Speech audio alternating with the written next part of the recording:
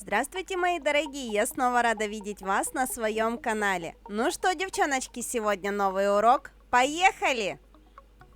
Сегодня у нас на коррекцию вернулась Стася и принесла мне кубических котов. Этих котов мы с вами на канале рисовали. Коррекция относилась просто замечательно, учитывая то, что Настя очень много чего делает руками, поскольку она клеит обойки, красит стены, штукатурит, шпаклюет и кучу других разных работ. Вот этот вот облупившийся немножечко пигмент на кончике, это не потому, что он плохо носится, а потому, что он просто стерся об стенку. Мы же начинаем делать коррекцию. Как обычно, подготавливаем себе ноготочки. Нам необходимо убрать длину, потому что длина это уже довольно-таки большая для ее работы, ей с ней неудобно. Решили убрать ровно настолько, насколько отросло. Возвращаем на место форму, поправляем сразу же все ноготочки, которые растут у нас не совсем ровно. Взрыхляем пилочкой натуральный ноготок, отодвигаем кутикулу, убираем птырьги, наносим праймер базовый гель и готовы к выкладке нашего материала.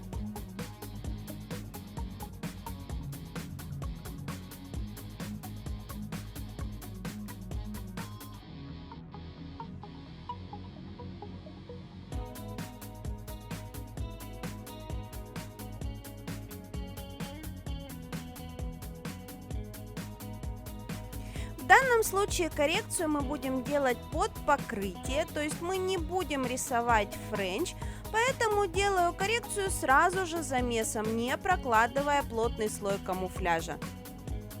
Выстраивая архитектуру своего будущего ноготочка, если необходимо, еще слоем приподниму стрессовые зоны, там, где они у меня немножечко растекутся, и в принципе мы готовы к опилу.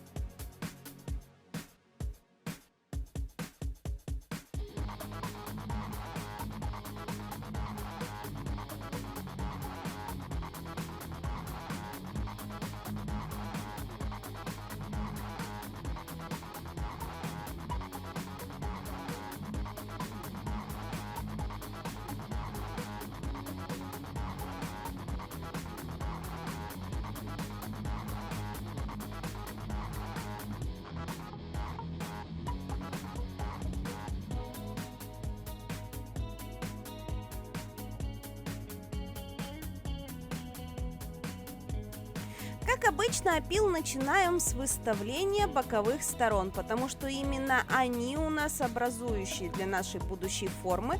И благодаря тому, что мы их сразу наметили, мы сразу же видим, как нам собирать будущий материал. Далее опиливаем зону кутикулы и собираем верхнюю арочку.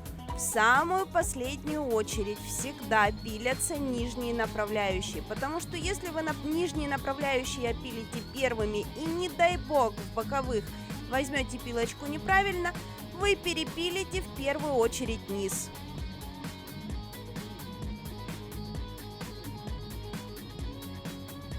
Ну а теперь переходим к дизайну. В данном случае на одной руке Настиной у нас леопард, на второй руке мы решили что-нибудь попроще.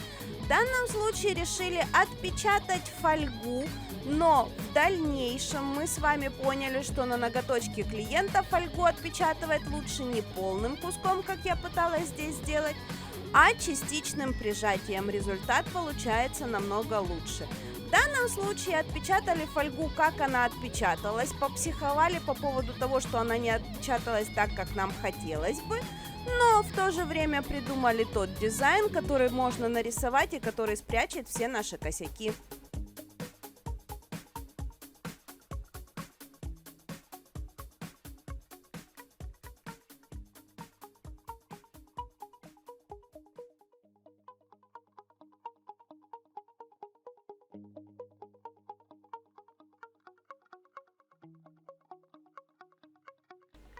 Итак, у нас еще впереди День Святого Валентина, тем более коррекцию эту снимали мы уже недели полторы до того, как я ее озвучиваю, и до того, как вы ее увидите. Но, тем не менее, мы будем сегодня рисовать сердечки клеем для того, чтобы его видно было. Подкрасила его немножечко в черную красочку.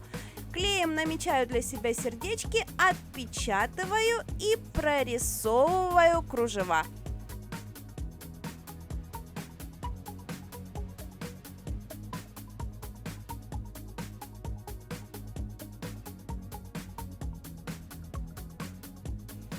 Остальные ноготочки мы решили покрыть светлым цветом гель-лака, а кружева будем присыпать акриловой пудрой, поэтому перекрываем свою фольгу финишем. То есть кружева рисуем уже полностью на готовый ноготочек. Ну а теперь непосредственно сами кружевные мотивы. Выбираем для себя элементы, которыми мы хотим наши кружева строить. И именно этими элементами выстраиваем полностью конструкцию. Стараемся по максимуму скрыть огрехи в отпечатывании фольги. Поэтому, девочки, запомните одно: не бывает неисправимых ситуаций. Не бывает такого, что нужно все стирать и переделывать. Если вы умеете рисовать, то все можно красивенько спрятать.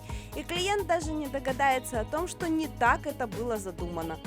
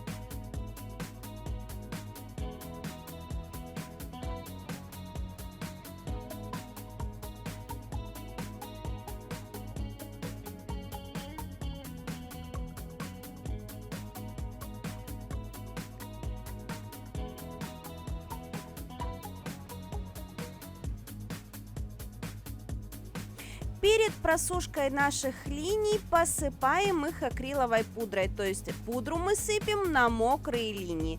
И после того, как гель у нас просохнет, пудра у нас полимеризуется в поверхность наших линий, оставит легкий бархатный эффект и будет очень симпатично смотреться.